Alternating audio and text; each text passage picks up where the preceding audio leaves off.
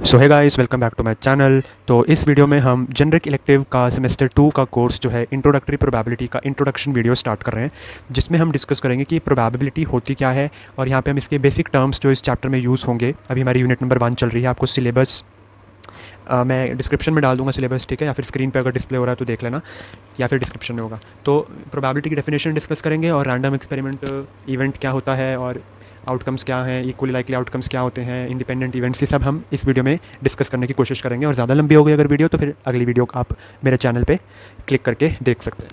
तो चलिए देखते हैं प्रोबेबिलिटी की डेफिनेशन क्या है, ये होती क्या है। सो प्रोबेबिलिटी, ये होती है प्रोबेबिलिटी की डेफिनेशन।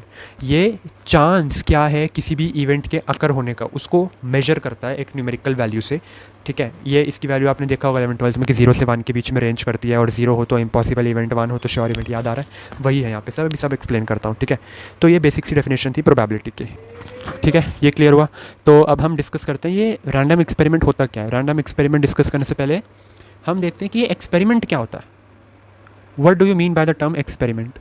देखिए, आपने ये कर रखा होगा, जैसे कोई हम नॉर्मल लैंग्वेज में बोलते हैं ना, चलो इस चीज़ का हम एक्सपेरिमेंट कर लेते हैं, एक्सपेरिमेंट करके देखते हैं क्या होता है। तो एक्सपेरिमेंट क्या होता है, मतलब कि आप किसी चीज़ का ऑपरेशन कर रहे हो, उसको, है ना, ऑपरेशन कर रहे हो, और वो चीज़ करके आपको कोई ना कोई रिजल्ट मिलेगा, कोई ना कोई आउटकम तो मिलने वाला है ना। जैसे कि आप फर्स्ट टाइम अगर आप कुकिंग कर रहे हो, तो कुकिंग आप फर्स्ट टाइम कर रहे हो तो आप क्या बोलते हो, मतलब स्टार्टिंग में चलो आज ये भी एक्सपेरिमेंट कर लेते हैं क्या होता है। तो एक्सपेरिमेंट मतलब आप ऑपरेशन कर रहे हो, वहाँ पे कुछ ना कुछ ऑपरेट करोगे और उसकी कोई ना कोई आउटकम आएगा, पॉसिबिलिटी आएगी। जैसे या तो खाना अच्छा बनेगा या तो खाना गंदा बनेगा, राइट। दो पॉसिबिलिटी आई ना, दैट मीन्स वो एक्सपेरिमेंट है। तो इसकी फॉर्मल डेफिनेशन क्या होगी। एक्सपेरिमेंट का मतलब होता है to operate something, operation, and operation करके वी गेट एन आउटकम, ठीक है, या आउटकम्स। और ये आउटकम्स वेल डिफाइंड होते हैं। वेल डिफाइंड मतलब कि हमें पहले से पता होता है कि क्या चीज़ आने वाली है, मतलब उस टर्म में नहीं कि हाँ हमें पता है कि अगर हम खाना बना रहे हैं तो अच्छा ही बनेगा। हमें इसके आउटकम्स वेल डिफाइंड है। इसका क्या मतलब है कि या तो हमें इसके आउटकम पता है कि या तो खाना अच्छा बनेगा या तो खाना गंदा बनेगा। क्या कोई तीसरा ऑप्शन भी है यहाँ पे आउटकम? क्या कोई तीसरा भी आ सकता है? नहीं। अगर हम एक्सपेरिमेंट कर रहे हैं, अगर खाना बन रहा है, तो ये दो आउटकम्स है ना, तो ये मतलब हुआ वेल डिफाइंड का, ठीक है, कि वो पहले से डिफाइंड आउटकम्स है। अब यही एक्सपेरिमेंट जो है, ये एक्सपेरिमेंट होते हैं टू टाइप्स के। मैं बिल्कुल अच्छे से आपको एक्सप्लेन कर रहा हूँ। अगर आप किसी और कोर्स के लिए भी पढ़ रहे हो तो उसके लिए भी बेनिफिशियल है, ठीक है, अगर कोई और कोर्स के लिए भी आप पढ़ रहे हो तो, ठीक है। वैसे सेमेस्टर 1 में भी जो प्रोबेबिलिटी का कोर्स होता है उसमें भी बेनिफिशियल है परफेक्टली, ठीक है। वो भी मैं इस ग्रुप के हेडिंग में डाल दूंगा वीडियो के, ठीक है। तो एक्सपेरिमेंट जो है वो दो तरह के होते हैं। एक होता है डिटर्मिनिस्टिक, डिटर्मिनिस्टिक एक्सपेरिमेंट, और एक होता है प्रोबेबिलिस्टिक, प्रोबेबिलिस्टिक एक्सपेरिमेंट, जिसको हम रैंडम एक्सपेरिमेंट भी कहते हैं। तो सबसे पहले हम ये डिस्कस करते हैं। ये वैसे इतना यूज़ में नहीं है पर आपको पता होना चाहिए, इसलिए मैंने आपको बता दिया, ठीक है। अगर आप क्यूरियस हो जानने के लिए तो आप ये देखो, नहीं तो स्किप करो। डिटर्मिनिस्टिक एक्सपेरिमेंट क्या होता है? ऐसा एक्सपेरिमेंट, नाम से पता लग रहा है, जिसको हम डिटरमाइन कर पाए, जिसके आउटकम हम डिटरमाइन कर पाए। फॉर एग्जाम्पल, अगर मेरे पास लेट सपोज एक सेट है, and that set is containing all triangles in a plane. कोई भी ट्रायंगल हो सकता है, स्केलिन हो सकता है, आइसोसेलेस हो सकता है, इक्विलेटरल हो सकता है, कोई भी ट्रायंगल प्लेन में है, कार्टेशियन प्लेन का कोई भी, आप जैसा भी ट्रायंगल बन रहा है वो, ठीक है, या फिर कोई भी, नॉट ओनली कार्टेशियन प्लेन, अगर मैं किसी भी चीज़ पे कोई भी ट्रायंगल बना रहा हूँ, उस सारे ट्रायंगल की जो पॉसिबिलिटी है उसका मैंने एक सेट बना दिया। अब आप मुझे बताओ, ये जो मैंने एक्सपेरिमेंट किया है, क्या इसके आउटकम में, मतलब जो भी ट्रायंगल मैं लूँगा, क्या उन सबका ट्रायंगल का sum angle, sum of the angles, sum of angles of a triangle, क्या वो 180 डिग्री होगा? ऑब्वियसली 180 डिग्री होगा। चाहे मैं राइट एंगल ले रहा हूँ, चाहे मैं कोई स्केलिन ले लूँ, या मैं कोई आइसोसेलेस ले लूँ, है ना, इन तीनों ट्रायंगल्स में या कोई भी टाइप का ट्रायंगल में हमेशा सारे एंगल्स का सम तो 180 होगा। तो मतलब ये तो फिक्स्ड आउटकम हो गया ना। क्या और कोई पॉसिबिलिटी है यहाँ पे? मुझे आप बताओ, क्या कभी 210 भी हो सकता है कोई एंगल का सम? क्या 90 डिग्री सिर्फ हो सकता है? नहीं हो सकता, पॉसिबिलिटी चांस ही नहीं है। सिर्फ 180 डिग्री ही हो सकता है सबका सम एंगल्स का। तो यहाँ पे बेसिकली फिक्स्ड आउटकम है। तो जब फिक्स्ड आउटकम होता है ना किसी भी एक्सपेरिमेंट का, तो उसे डिटर्मिनिस्टिक एक्सपेरिमेंट कहते हैं, और इससे ज़्यादा जानने की कोई नीड भी नहीं है, ठीक है। ये आपकी नॉलेज के लिए मैंने आपको बता दिया। अब प्रोबेबिलिस्टिक एक्सपेरिमेंट या रैंडम एक्सपेरिमेंट क्या होता है? अब देखो, इनमें डिफरेंशिएट आप आराम से कर सकते हो, राइट। कॉलेज में आ गए हो, राइट। फिक्स्ड आउटकम है यहाँ पे, नो फिक्स्ड आउटकम, कुछ भी आ सकता है। 11-12 में पढ़ रखा है, कम ऑन, राइट। जैसे फॉर एग्जाम्पल मैं लूँ, tossing a coin, throwing a dice, तो आप बताओ मुझे, अगर मैं कॉइन को टॉस करूँगा तो या तो हेड आएगा या तो टेल आएगा, इन दोनों के अलावा भी कुछ आ सकता है क्या? नहीं आ सकता। तो इस टर्म को हम वेल डिफाइंड कहते हैं कि जो आउटकम्स है वो वेल डिफाइंड है, कि हमें पता है कि क्या क्या पॉसिबिलिटीज़ हैं। पर हमें ये नहीं पता कि पक्का यही आएगा 100%। हमें कोई किसी का चांस नहीं है कि मैं कॉइन अगर टॉस करूँ तो क्या मुझे पक्का पता है कि हेड ही आएगा? नहीं, टेल भी आ सकता है। तो उस केस में हमारा ये एक्सपेरिमेंट रैंडम हो गया जब इसका कोई भी फिक्स्ड आउटकम नहीं रहा। तो इसकी डेफिनेशन मैं कैसे लिखूँगा? So this is an experiment, ये एक ऐसा एक्सपेरिमेंट है हुज पॉसिबल आउटकम्स वर्ड बहुत ज़रूरी है लिखना। क्यों? क्योंकि आउटकम पॉसिबल भी तो होने चाहिए ना। हेड आएगा या तो टेल आएगा। अब मैं यहाँ पे कुछ और बोल दूँ तो वो तो नहीं आ जाएगा, राइट? जैसे मैं इस केस में समझाता हूँ, जैसे डाइस है, 1 to 6 में से कोई भी नंबर आ सकता है, राइट? पर अगर मैं बोलूँ 7 भी आ सकता है, 7 तो नहीं आ सकता ना डाइस अगर मैं थ्रो करूँगा तो। वैसे ही मेरे पॉसिबल आउटकम क्या मतलब कि पॉसिबिलिटी भी होनी चाहिए वो आउटकम आने की। तो ऐसा एक्सपेरिमेंट जिसके possible outcomes whose possible outcomes can not be predicted in advance. तो मतलब एडवांस में हम प्रिडिक्ट नहीं कर सकते कि उन पॉसिबल आउटकम्स में क्या क्या आएगा। जैसे डाइस थ्रो करी 1 to 6 में, तो 1 से लेकर 6 तक में क्या क्या आएगा ये हम एडवांस में प्रिडिक्ट नहीं कर सकते। और ऐसे एक्सपेरिमेंट को हम रैंडम एक्सपेरिमेंट कहते हैं। कुछ मुश्किल था इसमें? मुझे बताओ ज़रा। कुछ मुश्किल नहीं था, ठीक है, बिल्कुल आसान। तो ये छोटी सी बात एक्सपेरिमेंट के ऊपर हमने कर ली। अब चलिए जल्दी से देख लेते हैं ये सैम्पल स्पेस क्या होता है। ये भी आपने अपने 11th-12th में पढ़ रखा होगा। तो सैम्पल स्पेस कुछ नहीं होता, बस एक सेट होता है। सैम्पल स्पेस एक सेट होता है जो कि सारे के सारे आउटकम्स को कंटेन करे। This is a set containing all the possible outcomes. जितने भी आउटकम्स पॉसिबल है सबको अगर कंटेन कर लिया और उसका एक सेट बना दे तो वो सैम्पल स्पेस बन जाता है। फॉर एग्जांपल अगर कॉइन टॉस किया है तो लेट से एक सैम्पल स्पेस का क्या हो जाएगा? हेड आएगा या तो टेल आएगा। ये बन गया सैम्पल स्पेस। ये किसका सैम्पल स्पेस है? This is a sample space of what? Tossing a coin. वैसे ही अगर डाइस थ्रो करिए तो 1 2 3 4 5 6 ये आ सकता है। तो ये सैम्पल स्पेस है किसका? थ्रोइंग का डाई, ठीक है। तो ये चीज़ समझ में आई बिल्कुल, ठीक है। ये बिल्कुल क्लियर होना चाहिए सैम्पल स्पेस क्या होता है। ऐसा सेट जो सारे आउटकम्स को कंटेन करे। अब अगर मैं इन सारे आउटकम्स का जो सेट बना है इसका अगर मैं सबसेट उठा लूँ, ठीक है, तो अ subset of a sample space, इसको मैं बोल देता हूँ इवेंट। इसको मैं क्या बोल देता हूँ? इवेंट। इसी सैम्पल स्पेस का अगर मैं सबसेट ले लूँ तो उसको मैं बोल देता हूँ ये इवेंट बन गया। मतलब कोई अलग से हमने सैम्पल स्पेस से निकाला। जैसे अगर हेड या टेल, अगर मुझे सिर्फ स्टडी करना है, प्रोबेबिलिटी निकालनी है हेड आने की क्या प्रोबेबिलिटी, तो मैं सिर्फ इस सेट पे करूँगा ना अपनी कैलकुलेशन प्रोबेबिलिटी की। पूरे सेट की क्यों नीड है फिर मुझे? तो इस सैम्पल स्पेस में से जब मैंने सबसेट निकाल लिया हेड प्रोबेबिलिटी कैलकुलेट करने के लिए तो ये इवेंट बन गया, ठीक। तो चलिए हम थोड़ी सी और बेसिक टर्म्स यहाँ पे डिस्कस कर लेते हैं। एक बेसिक टर्म, तो एक यहाँ पे टर्म आती है, अभी मैंने आपको पीछे क्या डिस्कस करवाया था? इवेंट। इवेंट क्या होता है? सैम्पल स्पेस का सबसेट होता है ना। तो यही इवेंट के ना दो टाइप्स होते हैं और मैं आपको बता देता हूँ। एक होता है एलिमेंट्री इवेंट, एक क्या होता है? एलिमेंट्री इवेंट, और एक होता है कंपाउंड इवेंट। एलिमेंट्री इवेंट का मतलब होता है कि ये कोई जितने भी आप ले लो सैम्पल स्पेस में से जो भी पॉसिबल आउटकम्स है ना, उन सब आउटकम्स का आप जब सेट लोगे अलग अलग तो वो एलिमेंट्री इवेंट बनता है। जैसे अगर मैंने कोई डाइस थ्रो करी, कॉइन टॉस किया है, तो उसका सैम्पल स्पेस को हम एस से डिनोट करते हैं, ठीक है। तो उसका सैम्पल स्पेस क्या बन जाएगा? हेड और टेल। पर यही अगर मैं एक इवेंट बना दूँ E1 लेट से H या E2 लेट से T, तो ये दोनों रिप्रेजेंट कर रहे हैं इंडिविजुअली हर एक आउटकम को इस एक्सपेरिमेंट का, राइट। तो इसको मैं बोलूँगा कि मेरे एलिमेंट्री इवेंट्स हैं। ये एक ही चीज़ को कंटेन करेंगे। ये मेरे एलिमेंट्री इवेंट्स हैं, राइट। जैसे मैंने अगर डाइस थ्रो करी है तो वहाँ पे क्या होगा? लेट से ये S1 था, मैं S2 ले लेता हूँ। दूसरा है 1 2 3 4 5 6, ठीक है। तो यहाँ पे E1 क्या बनेगा? E1 डैश बोल देते हैं। ये क्या बनेगा यहाँ पे? 1, ऐसे ही ये 2, ठीक है। ये बनेंगे सारे। तो ये सारे मेरे एलिमेंट्री इवेंट्स हैं। ये सारे मेरे क्या हैं? एलिमेंट्री इवेंट्स हैं, फाइन। अब मैं अगर कंपाउंड इवेंट की बात करूँ तो कंपाउंड इवेंट एक ऐसा इवेंट होता है विच कंटेन्स 2 और मोर देन 2 एलिमेंट्री इवेंट्स। ये तो एलिमेंट्री इवेंट्स है। अब एक ऐसा इवेंट जो 2 या 2 से ज़्यादा इवेंट्स को कंटेन कर ले। फॉर एग्जांपल जैसे कि मैंने यहाँ पे एक कॉइन टॉस किया, या डाई, चलो डाई की बात कर लेते हैं। 1 2 3 4 5 6 इसका सैम्पल स्पेस है। और इसका E1 क्या होगा मुझे आप बताओ? E1 कुछ भी ले सकते हैं, राइट। इवेंट इसका कोई भी सबसेट उठा लो। लेट से E1 मेरा है representing a set containing even numbers of a die. ठीक है, तो इवन नंबर क्या है, 2 4 6, और E2 मैं ले लेता हूँ, लेट सपोज एक सेट है जो कि ऑड नंबर कंटेन करे, तो 1 3 5। इन दोनों सेट्स को मैं बोल दूंगा ये मेरे कंपाउंड इवेंट हैं। क्या है, मेरे कंपाउंड इवेंट हैं। क्यों?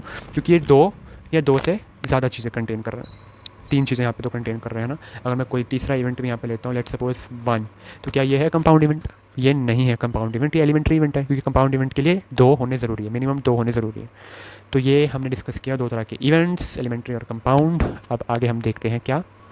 ठीक है, तो अब हम डिस्कस कर लेते हैं, आपके सिलेबस में अलजेब्रा भी है इनकी। अब हम इन इवेंट्स की अलजेब्रा कैसे करेंगे, बहुत छोटा सा टॉपिक है, जल्दी से देख लेते हैं। Algebra of events, I hope आपने वीडियो एक और मैंने बनाई थी, चलो मैं वो इसी में ऐड कर दूंगा, है ना। एक प्रोबेबिलिटी की वीडियो बनाई थी, क्लासिकल अप्रोच, स्टैटिस्टिकल अप्रोच और एक्जिमेटिक अप्रोच, वो भी इसके बाद हम डिस्कस करेंगे, इसी वीडियो में डिस्कस कर लेंगे। ठीक है, तो अलजेब्रा ऑफ इवेंट्स में हम बस ये देखेंगे, अगर हमें कोई भी दो इवेंट्स को जोड़ना है तो हम उन दोनों को रिलेट कैसे कर सकते हैं। लेट्स सपोज मेरे पास कोई दो सेट हैं, ए और बी, और अगर मुझे बताना है कि या तो इवेंट ए अकर हुआ है या तो इवेंट बी अकर हुआ है, तो मैं इसको रिप्रेजेंट कैसे करूँगा, ए यूनियन बी से रिप्रेजेंट करूँगा। अगर मुझे बताना है या तो ए अकर हुआ है साथ में बी अकर हो गया, तो ये मैं रिप्रेजेंट करूँगा ए इंटरसेक्शन बी। इसको कहते हैं यूनियन ऑफ टू सेट्स, दो सेट का यहाँ पे यूनियन हो रहा है, इसको हम कहते हैं intersection of two sets, intersection of two sets.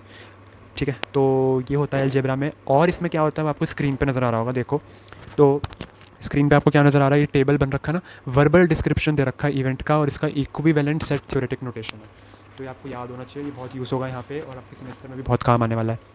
Not a को हम कैसे रिप्रेजेंट करेंगे, नॉट ए बेसिकली ए के ऊपर ये जो बार है हम ये लगा देते हैं। नॉट, ये जो ए बार है ना, इसको हम नेगेशन ऑफ अ सेट कहते हैं। क्या कहते हैं इसे, नेगेशन ऑफ अ सेट। और ये जो सेट निकल कर आता है ये कॉम्प्लीमेंट्री इवेंट होता है, आप इसको लिख भी सकते हो, नोट कर लेना। इससे जो आप फर्स्ट रो में देख रहे हो नॉट ए लिखा हुआ है ना, ए के ऊपर जो बार लगा है, तो इस ये जो सेट निकल कर आता है इसे कॉम्प्लीमेंट्री इवेंट कहते हैं। अभी मैं आपको बता भी देता हूँ कॉम्प्लीमेंट्री इवेंट को हम लिखते कैसे। सेकंड देखो, ए और B, at least one of A और बी, अभी मैंने आपको बताया A union B, A intersection B भी बता दिया, ये ज़रूरी देखो, ए बट नॉट बी, तो ए के साथ साथ बी अकर नहीं हुआ, तो ए इंटरसेक्शन, इंटरसेक्शन मतलब एंड, तो साथ साथ मतलब बी अकर नहीं हुआ, तो बी के ऊपर बार लगा दिया, तो ये कॉम्प्लीमेंट्री इवेंट बन गया बी का, है ना।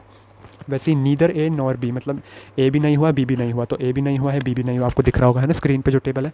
तो ए और बी दोनों नहीं हुए, तो दोनों पे बाहर लगा के इंटरसेक्शन लगा दिया। एटलीस्ट ए बी सी में से एक हुआ है, तो मतलब इन तीनों में से एक हुआ, जब भी और आ जाता है तो यूनियन आ जाता है। Exactly one of A and B हुआ, ये देखो कितना इंपॉर्टेंट है, मतलब या तो ए हुआ है एक बार या तो बी हुआ है एक बार, मतलब एक ही चीज़ हो सकती है। तो उसके लिए देखो क्या possibility, A intersection B complement, तो मतलब या तो ये सिचुएशन हो सकती है, दोनों साथ में इवेंट्स अकर करेंगे कि ए तो कर ही रहा है पर बी नहीं कर रहा, या फिर और के लिए हमने यूनियन लगा दिया बीच में, ए अकर नहीं कर रहा पर बी अकर कर रहा है, तो दो केसेस के लिए exactly one of A and B. सारे के सारे केसेस हो रहे हैं तो तीनों में इंटरसेक्शन लगा देखो, exactly two of A B and C, तो ये भी सेल्फ अंडरस्टूड है, आप समझ सकते हो इसको देख के, है ना। या तो ए बी दोनों हुए पर सी नहीं हुआ, या फिर ए और सी दोनों हुए बी नहीं हुआ, या फिर बी और सी दोनों हुए ए नहीं हुआ।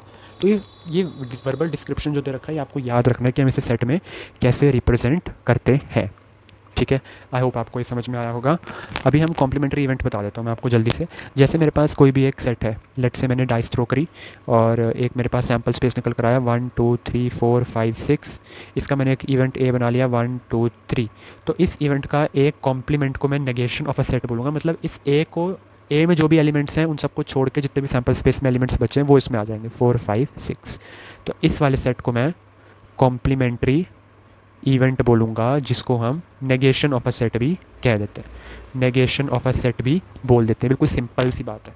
ठीक है, तो ये भी आप याद रखना, ये न्यूमेरिकल सॉल्व करने में काम आएगा।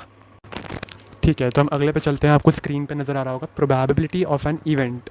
अब इवेंट जो मैंने अभी आपको बताया था कि इवेंट्स होते क्या है, हमने इतने सारे इवेंट्स पढ़ भी लिए, तो हम उसकी प्रोबेबिलिटी कैसे कैलकुलेट करते हैं।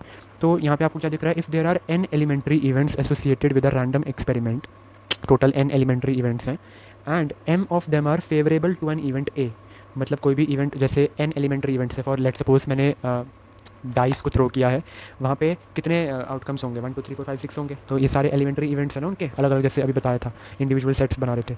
M of them are favourable to event है, और ए कोई भी एक सेट है फॉर लेट से कि इवन नंबर आ रहा है, तो यहाँ पे एम कितना हो जाएगा, एम क्या हो जाएगा, फेवरेबल क्या है इवेंट ए के, इवन नंबर 2 4 और 6 हैं, तो मतलब 3 पॉसिबिलिटीज़ हैं, तो जो उसकी प्रोबेबिलिटी हो जाएगी ना उस इवेंट ए के आने की, वो m/n हो जाएगी।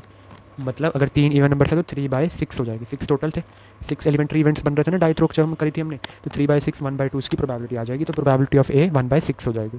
ऐसे अगर आप देखो तो एन जो होता है वो ऑब्वियसली हमेशा बड़ा होगा या इक्वल हो सकता है एम के, और 0 से तो बड़ा ही होगा, राइट।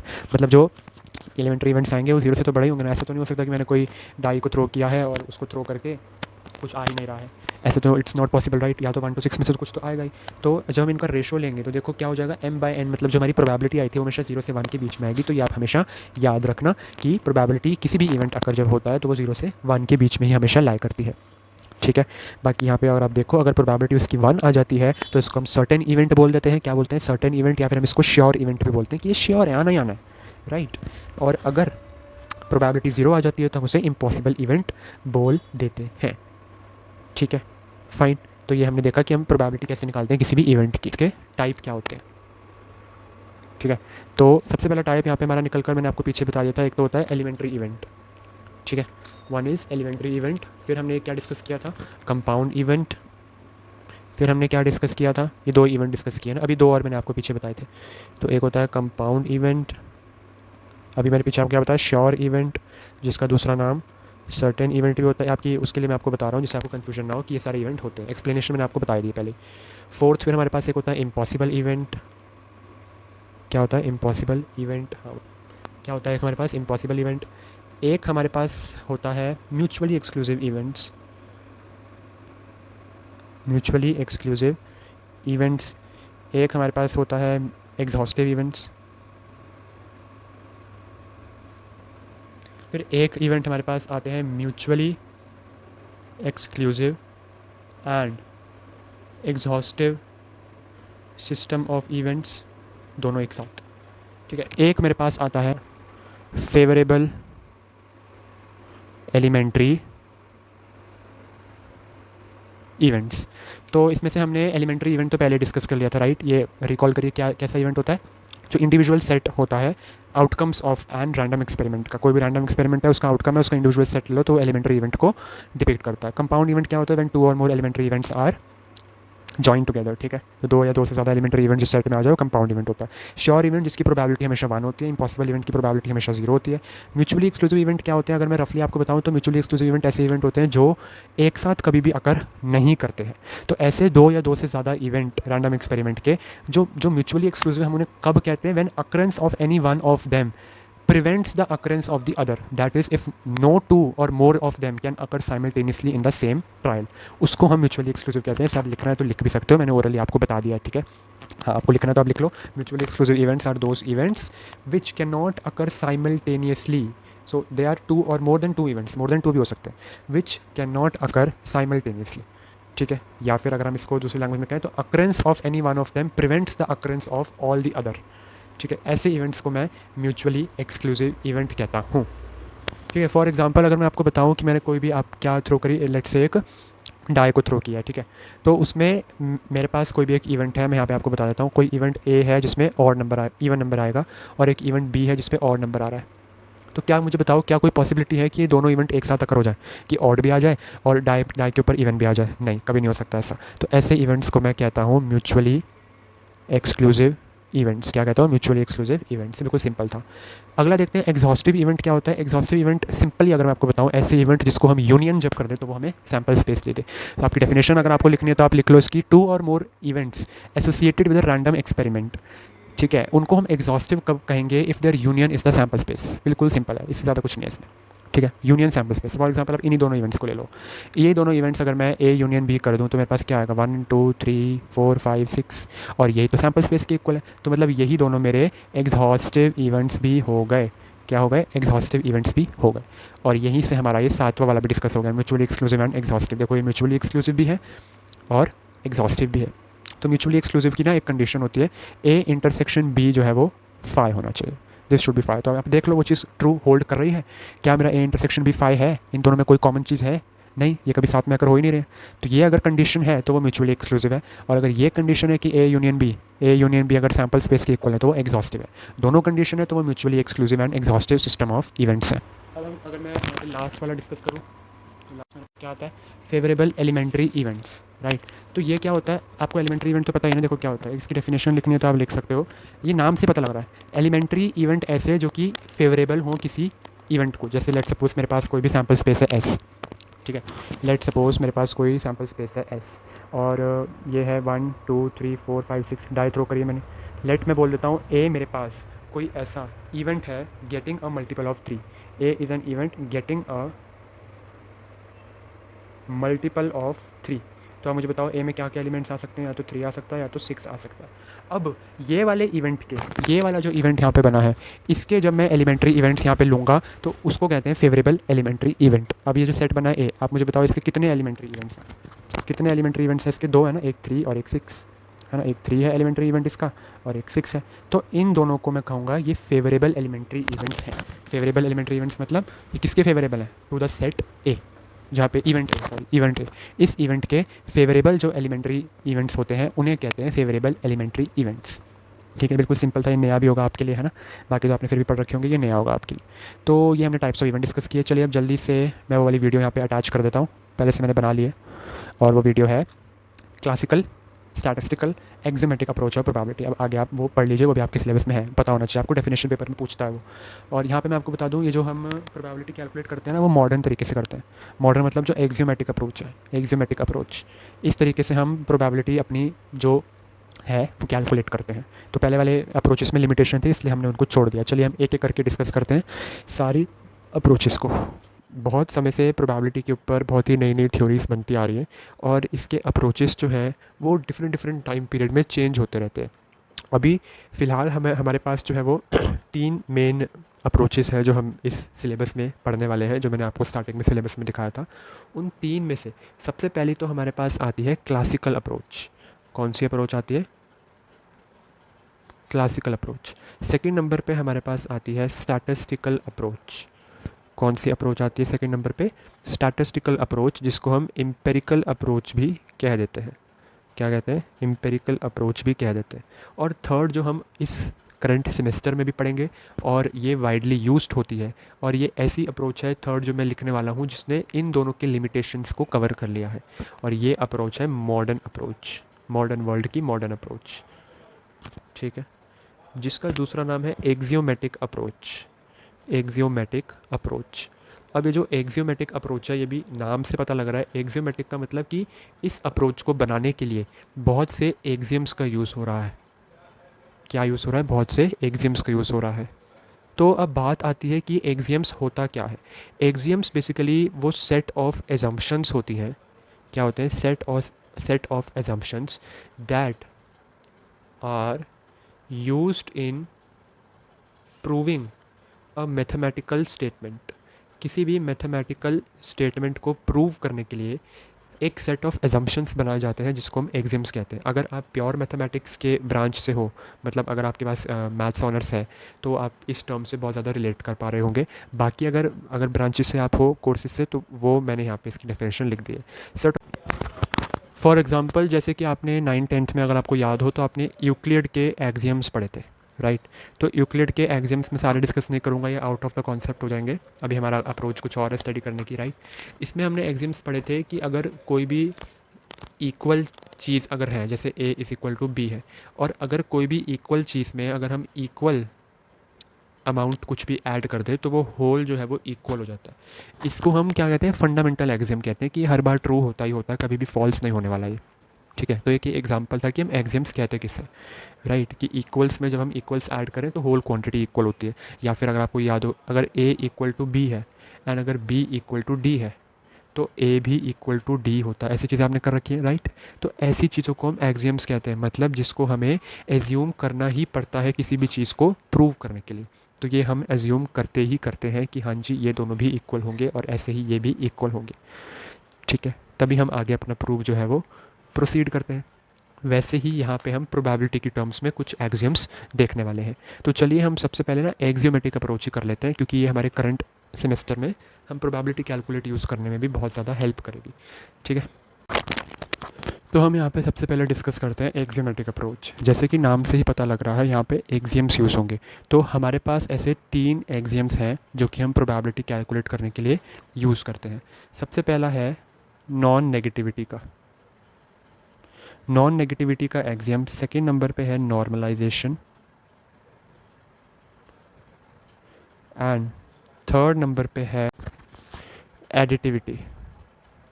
तो एक एक करके इनको हम डिस्कस करते हैं। नॉन नेगेटिविटी, जैसे कि नाम से पता लग रहा है कि कोई चीज़ नेगेटिव ना हो।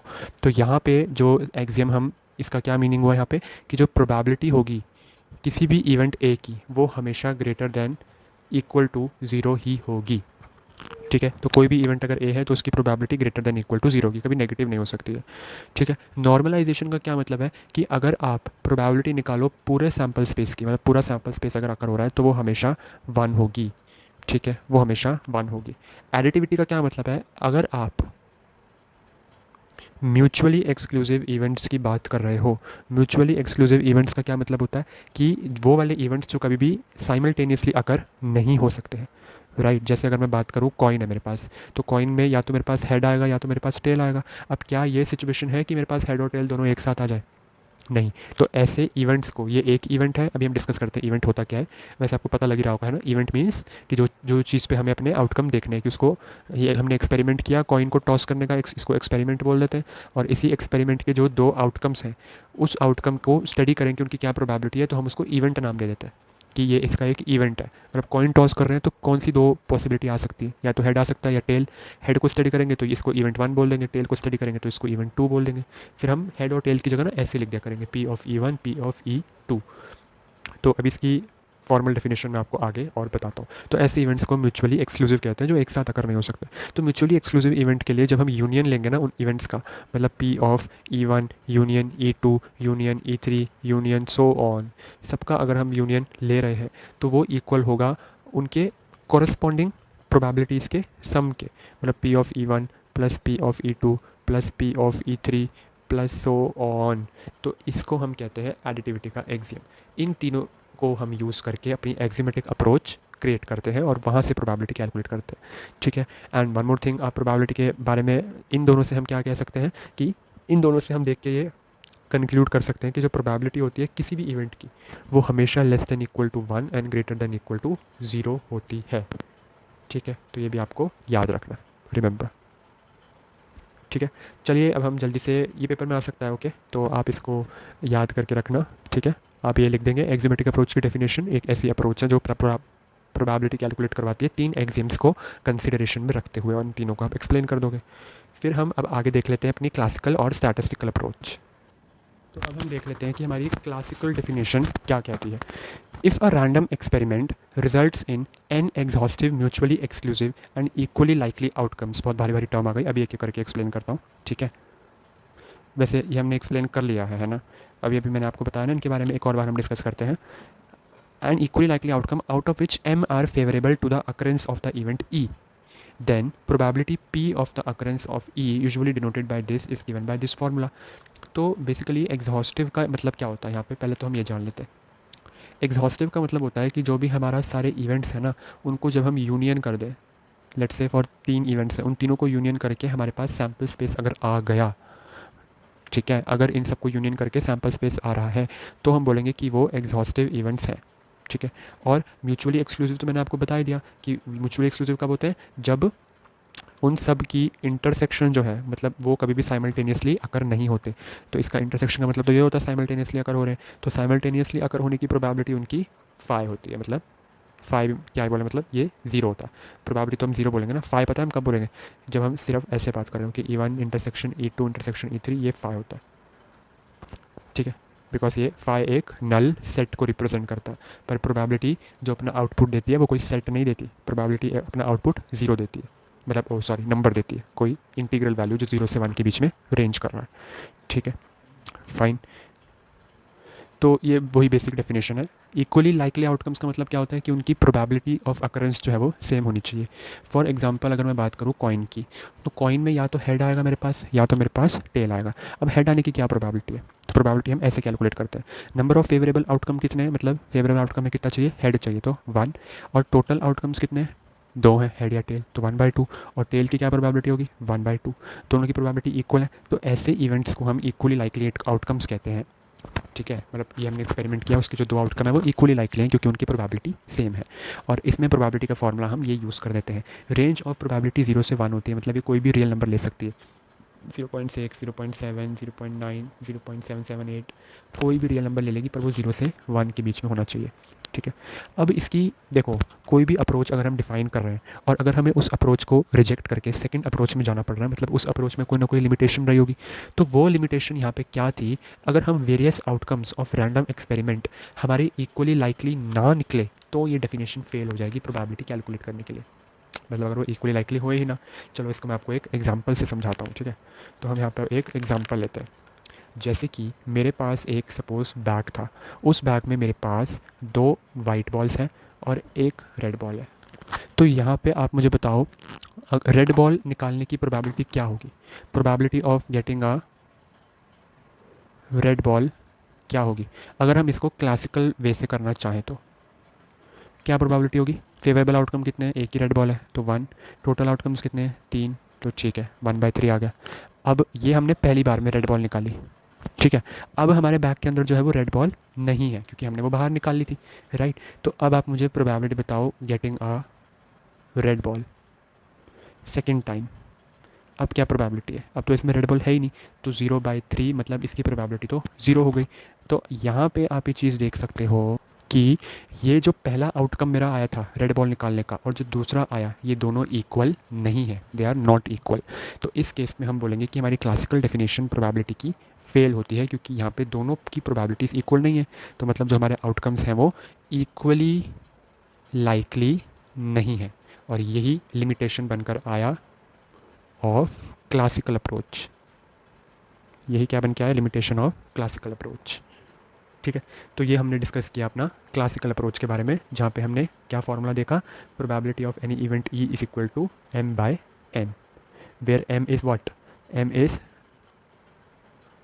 Number of favourable outcomes and n is what, number of total outcomes. तो यहाँ से ये फॉर्मूला आया। ठीक है, फाइन, तो ये हमारी क्लासिकल अप्रोच हो गई। चलिए अब जल्दी से हम डिस्कस कर लेते हैं स्टैटिस्टिकल अप्रोच को। एक्चुअली इसके नोट्स मेरे पास थे तो मैंने पहले से लिख रखा है। ठीक है, तो मुझे भी थोड़ा सा ईजियर हो गया। स्टैटिस्टिकल या फिर एम्पेरिकल प्रोबेबिलिटी, स्टैटिस्टिकल का दूसरा नाम एम्पेरिकल भी है।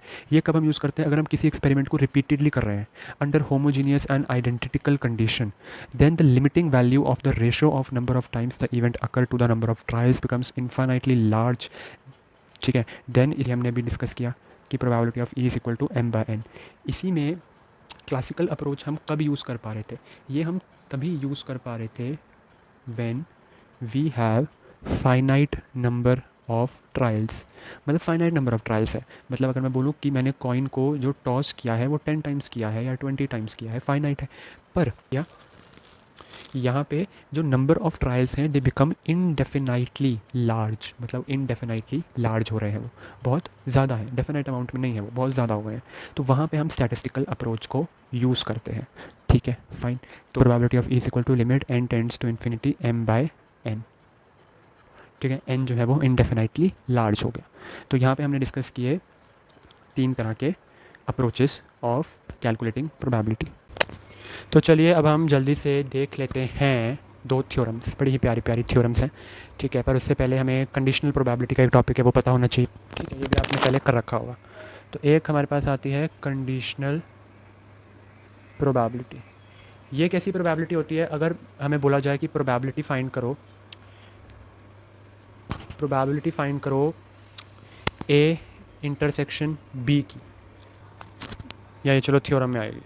कंडीशनल प्रोबेबिलिटी मीन्स कि आप प्रोबेबिलिटी निकालो ए की सच दैट बी हो चुका है। तो ये कैसे निकलेगा, इसका एक बहुत ही बेसिक सा फॉर्मूला है, and that is P of A intersection B divide by जो नीचे बी है उसकी प्रोबेबिलिटी पी ऑफ बी। तो बस ये होती है कंडीशनल प्रोबेबिलिटी, और इसमें कुछ खास है नहीं। और probability of B such that A हो चुका है, इसका मतलब होता है प्रोबेबिलिटी निकालो बी की कि ए हो चुका है, ए की कि बी हो चुका है। तो नीचे वाला मीन्स कि ए हो चुका है, तो ये होता है P of B intersection A divide by P of A. तो बस ये होती है कंडीशनल प्रोबेबिलिटी। और ये जो मैं यहाँ पे लिख रहा था ना, ये चीज़ यहाँ से आ सकती है, देखो क्रॉस मल्टीप्लाई करके। ठीक है, तो अब हम जल्दी से अपनी वो दो प्यारी प्यारी सी थ्योरम्स डिस्कस कर लेते हैं। एक हमारे पास थ्योरम होती है एडिशन थ्योरम।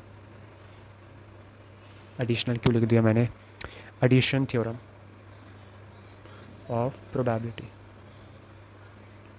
तो अकॉर्डिंग टू दिस थ्योरम कोई भी मेरे पास दो इवेंट हैं एंड जब भी मैं उन दोनों इवेंट का यूनियन करूँगा तो वो इक्वल होगा P of A plus P of B minus P of A intersection B के। याद आ गया आपको? आ गया? ये एक फॉर्मूला आप इसको याद रख लेना, ठीक है। इसका प्रूफ करते हैं, ये एग्ज़ाम में आ सकता है और बहुत ही प्यारा सा प्रूफ है इसका। अगर मेरे पास, मैं ये बना लेता हूँ वेन डायग्राम इसके लिए, ठीक है। लेट्स से ये ए डिनोट है और ये बी है। तो हम किससे स्टार्ट करते हैं? ए यूनियन बी से। तो क्या मैं ए यूनियन बी को ये लिख सकता हूँ? आप मुझे बताना, क्या मैं लिख सकता हूँ ए यूनियन बी को ये? मतलब बी को मैंने यहाँ पे ये लिख दिया, इसका क्या मतलब है? ये मैंने पीछे भी बात की थी ना हमने स्टेटमेंट्स की। तो इसका क्या मतलब होता है? ए नॉट और बी एक साथ अकर हो जाए। बी क्या है मुझे बताओ? बी तो ये है। क्या मैं बी को ये लिख सकता हूँ बी इंटरसेक्शन ए नॉट? मतलब ए यहाँ पे नहीं होना चाहिए। क्या इस पूरे बी में कहीं ए है? नहीं है ना।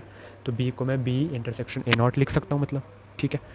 अब बस हम डायरेक्ट इसमें क्या करेंगे, प्रोबेबिलिटी फाइंड करनी है ना। Probability of A union B कितना हो जाएगा? Probability of A union A not intersection B, ठीक है। यहाँ पे एक कंडीशन भी है where A not and B are mutually disjoint sets. अच्छा, यहाँ पे दो सेट है ना, देखो, एक तो ए इंटरसेक्शन बी है और एक ए है।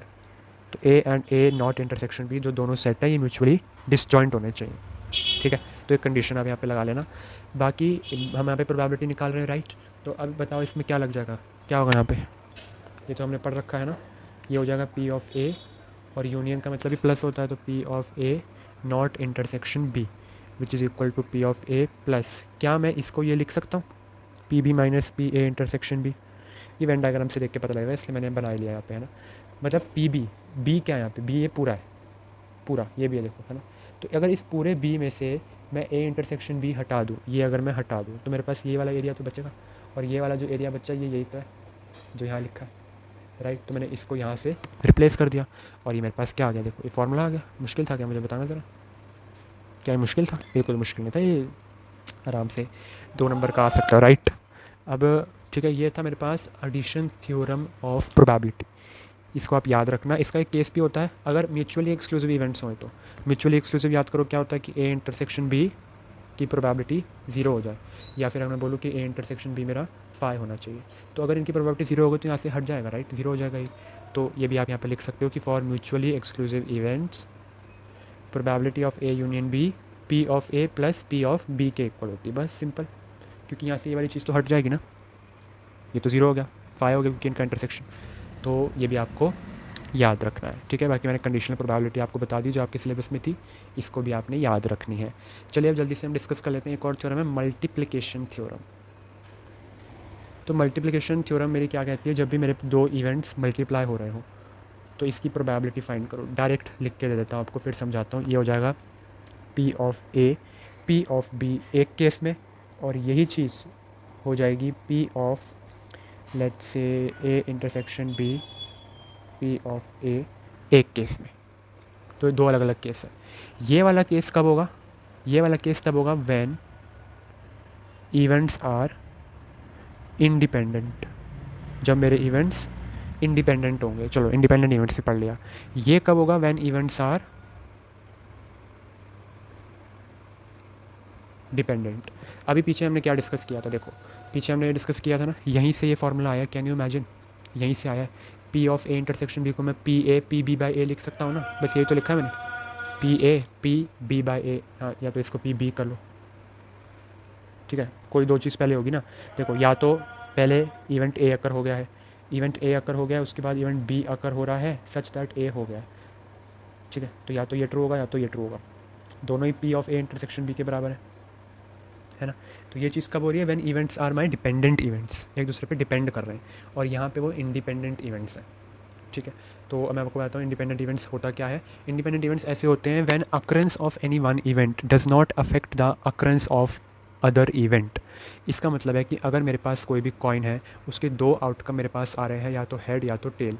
अब आप मुझे बताओ, हेड अगर मेरे पास आउटकम आ रहा है, उसकी प्रोबेबिलिटी लेट्स से इवेंट 1 है, 1/2 है, तो अगर टेल जो सेकंड टाइम पे आएगा, क्या उसकी प्रोबेबिलिटी पे कुछ अफेक्ट पड़ेगा? क्योंकि पहली बार में हेड आ चुका है, नहीं पड़ेगा, वो तो अभी भी 1/2 ही रहेगी, है ना? फिर कोई जादू थोड़ा हो जाएगा भाई यहाँ पे। तो ऐसे इवेंट्स को हम इंडिपेंडेंट इवेंट्स कहते हैं। इनकी डेफिनेशन आपने लिखनी है तो आप लिख भी सकते हो। Independent events are those events when the occurrence of any one event does not affect the occurrence of the other event. या फिर और प्रिसाइसली अगर आपको लिखना है ना, independent events are those events when probability of occurrence of any one event does not affect the probability of occurrence of the other event associated with the random experiment. This type of events are known as independent events. और जब इसका उल्टा हो कि जब एक दूसरे को अफेक्ट करने लग जाए तो वो डिपेंडेंट होता है। फॉर एग्जाम्पल, मेरे पास एक बैग है, इस बैग में एक वाइट बॉल, 2 वाइट बॉल है और एक रेड बॉल है। लेट से मैंने एक रेड बॉल इसमें से निकाल ली, तो रेड बॉल निकालने की प्रोबेबिलिटी कितनी है ये बताओ, कि रेड बॉल आ जाए, उस प्रोबेबिलिटी कितनी? 1/3 है, क्योंकि एक ही रेड बॉल है एंड टोटल बॉल्स 3 है। अब मैंने इसमें से निकाल लिया, अब रेड बॉल हट गई, तो अब मुझे बताओ प्रोबेबिलिटी वाइट बॉल आने की कितनी है? 2 वाइट बॉल्स हैं, 2 हैं, और 2 ही क्या है टोटल बॉल्स बची हैं, क्योंकि रेड तो मैंने निकाल ली थी, तो ये तो 1 आ गया। एक पहले इवेंट की तो 1/3 आ रही है, पर दूसरे इवेंट की प्रोबेबिलिटी पे इफेक्ट पड़ गया पहली इवेंट की वजह से। ऐसे इवेंट्स को हम डिपेंडेंट इवेंट्स कहते हैं। क्या कहते हैं? डिपेंडेंट इवेंट्स कह देते हैं। जब एक इवेंट की प्रोबेबिलिटी, एक इवेंट के अकरेंस की प्रोबेबिलिटी अफेक्ट हो जाती है किसी दूसरे की अकरेंस की, तो उसे हम डिपेंडेंट इवेंट्स कह देते हैं। ये चीज़ आपको समझ में आई? ठीक है, आसान था बहुत। एग्जैक्टली। तो अब हमने मल्टीप्लिकेशन थ्योरम भी डिस्कस कर ली। चलिए बेस थ्योरम देखनी है, हमें बेस थ्योरम भी देख लेते हैं। चलिए अब हम बेस थ्योरम डिस्कस करते हैं। इसके नोट्स मेरे पास पहले से ही थे, तो मैं वहीं से मैंने सोचा पढ़ा देता हूँ आपको। बेस थ्योरम क्या होता है? In Bayes theorem we update the prior probability value. से सारी थ्योरी है, अगर आप इंटरेस्टेड हो तो पढ़ो, नहीं तो इसको स्किप करो, डायरेक्ट फार्मूला एंड स्टेटमेंट की प्रूफ की तरफ बढ़ो। ठीक है, क्यूरियस अगर जानने के बारे में इंटरेस्टेड हो तो उसको देख लो। बेस थ्योरम में हमें we update the prior probability values by calculating the revised probabilities referred to as posterior probabilities. Bayes theorem was given by Thomas Bayes, a British mathematician, in 1763, provides a means for making these probability calculation. The steps in this probability process are shown in the following diagram. तो इसमें steps क्या होते हैं? पहले हमारे पास prior information होती है, फिर हमारे पास कोई न्यू क्वेश्चन समझ में आएगा। पहले थ्योरी पढ़ लो, लिखना तो लिख लो, ठीक है। प्रायर इन्फॉर्मेशन होती है सबसे पहले, फिर न्यू इन्फॉर्मेशन होती है, फिर हम बेस थ्योरम उसमें अप्लाई करते हैं, और फिर जो हमारी प्रोबेबिलिटी निकल कर आती है उसे हम पोस्टीरियर प्रोबेबिलिटी कहते हैं। ठीक है, तो स्टेटमेंट अगर आप यहाँ पे देखो तो ये स्टेटमेंट हमारे पास है कि इफ़ E1, ये स्टेटमेंट पेपर में आ सकती है, इसको याद रखना है। अगर E1 E2 up tool AN EN E1 E2 E3 सारे इवेंट्स हैं, लेट सपोज n इवेंट्स हैं, ये सारे म्यूचुअली डिसजॉइंट इवेंट्स हैं with probability of each event is not equal to 0, इनकी प्रोबेबिलिटी 0 नहीं होनी चाहिए। Then for any arbitrary event A which is a subset of this, हमारे पास ये सच दैट का डिनोशन है, सच दैट ए की probability should be greater than 0, तो हमारे पास ये फार्मूला आता है। This is the formula of Bayes theorem, आपको जो लिखना है। ठीक है, फाइन। ठीक है, तो अब हम इसका प्रूफ डिस्कस कर लेते हैं। आई होप आपको ये थ्योरम समझ में आ गई होगी, है ना, और इसका फार्मूला आपने याद रखना है। ठीक है, प्रूफ में अगर हम देखें तो ये इसका प्रूफ है। ए जो हमारा सबसेट, ए जो है ये एक सबसेट है, किसका सबसेट है? EI के सारे यूनियंस का। ये हमने यहाँ पे भी डिस्कस किया था, राइट, कि जो इवेंट ए है वो सबसेट है। EI मतलब जितने भी इवेंट्स हैं उन सबके यूनियन का, ये इसकी डिनोशन है। तो जितने भी इवेंट्स हैं उनको जब हम यूनियन ले लेंगे, जो 1 से लेकर n तक जितने भी इवेंट्स हैं उसका एक सबसेट है ए, तो क्या मैं ए को ये लिख सकता हूँ, ए इंटरसेक्शन इसका यूनियन। तो मतलब ये जो पूरा यूनियन है, क्योंकि ए इसका सबसेट है, ए अगर इसका सबसेट है तो ये बिल्कुल सिंपल सी बात है कि ए और इसका जब मैं इंटरसेक्शन लूँगा तो मुझे ए ही मिल जाएगा, क्योंकि ए खुद इसमें से निकल कर आया है। इसमें से निकल कर आया मतलब ए इसमें भी है, इसमें भी ए है, इसमें भी, तो दोनों में कॉमन क्या रहेगा? ए ही रहेगा। तो यहाँ पे ए मैंने लिख सकता हूँ ना। इस चीज़ को फिर मैं आगे ये लिख सकता हूँ कि ये वाला जो ए है ये अंदर शिफ्ट हो गया। यहाँ पे देखो क्या हुआ, A is equal to union of all A intersection EIs, मतलब ए इंटरसेक्शन EI क्या होगा? ए ही तो मिलेगा मुझे। ठीक है, तो ये समझो यहाँ पे ए इंटरसेक्शन EI से है सारे, मतलब A intersection E1 plus A intersection E2 union A intersection E3। तो इन सब में से कॉमन क्या है? ए है, मतलब A intersection union of all EIs। तो यही बात तो हो गई, सेम बात है ना। तो बस यहाँ पे मैंने इसको अलग तरीके से लिखा है, इसको आप समझना आपने अब। ठीक है, ये मैंने आपको बता दिया ये कैसे बना। अब सिंस ए इंटरसेक्शन EI जो है वो EI का ही सबसेट है ना। ए इंटरसेक्शन ई आई का तो सबसेट होगा ना। ये सारे के सारे म्यूचुअली डिसजॉइंट सेट्स हैं। हमारी एडिशन थ्योरम ऑफ प्रोबेबिलिटी क्या कहती है, हमारी एडिशन थ्योरम ऑफ प्रोबेबिलिटी कहती है कि क्या मैं प्रोबेबिलिटी ऑफ ए अगर मुझे कैलकुलेट करनी है तो वो इसके इक्वल हो जाएगी, वही पीछे वाली चीज़ है, राइट राइट। तो ये प्रोबेबिलिटी हो जाएगी। अब ये क्या है, ये समेशन है आई इज इक्वल टू 1 से लेके n तक का of all the probability A intersection E I. तो यहाँ से हम क्या ले लेंगे कि पी ए जो हमारा हो जाएगा वो समेशन हो जाएगा पी ऑफ ई आई का। अब यहाँ पे क्या लगा है देखो, मल्टीप्लिकेशन थ्योरम जो भी पीछे हमने डिस्कस की थी है ना, पी ऑफ ई आई साथ में P of A such that E I हो चुका है, तो ये पी आ जाएगा। एंड इंटरेस्टिंगली यही जो चीज़ है इसको हम कहते हैं थ्योरम ऑफ टोटल प्रोबेबिलिटी। क्या कहते हैं इसे हम, थ्योरम ऑफ टोटल प्रोबेबिलिटी। चलिए ये भी आपकी हो गई, ये भी आपके सिलेबस में था, मुझे लग रहा था अलग से करवाना पड़ेगा पर वो इसी में हो गया। और एक थ्योरम ऑफ टोटल प्रोबेबिलिटी का प्रूफ भी हो गया। हाँ, अगर theorem of total probability proof करने के लिए आए तो हम यहीं पे करोगे, यहीं तक करोगे। बेस थ्योरम के लिए आगे 2 स्टेप्स और है। ये चीज़ समझ में आई। इसका क्या मतलब है, इसका मतलब यहाँ पे यह है कि जो पी ए आएगा वो होगा P of E one P of A by E one plus P of E two P of A by E two plus P of A E three P of A by E three. तो इन सब का बस हमने summation कर दिया और E one E two E three को ई आई लिख दिया और ये ए बाई ई आई लिख दिया, इन सब का समेशन यहाँ पे लगा दिया। तो इन सब का मतलब तो यही हो गया ना। तो हम यहाँ से प्रोबेबिलिटी मिल रही है उस इवेंट ए की जो हमें कैलकुलेट करना है, ठीक है। अभी हम डिस्कस करते हैं इसे। तो ये थ्योरम ऑफ टोटल प्रोबेबिलिटी कहती है, ठीक है। बेस थ्योरम के लिए 2 स्टेप्स आगे और हैं, बस छोटा सा ही है, ठीक है। तो यहाँ पे क्या आएगा, P of A intersection E I को मैं क्या लिख सकता हूँ, ए इंटरसेक्शन ई आई को मैं P of E I by A लिख सकता हूँ, बिल्कुल लिख सकता हूँ, ये मल्टीप्लिकेशन थ्योरम है ना। अब यहाँ से ई आई बाई ए क्या आ गया, इसके इक्वल आ गया, बस प्रूफ हो गया। क्या था इसमें और, हाँ जी प्रूफ हो गया।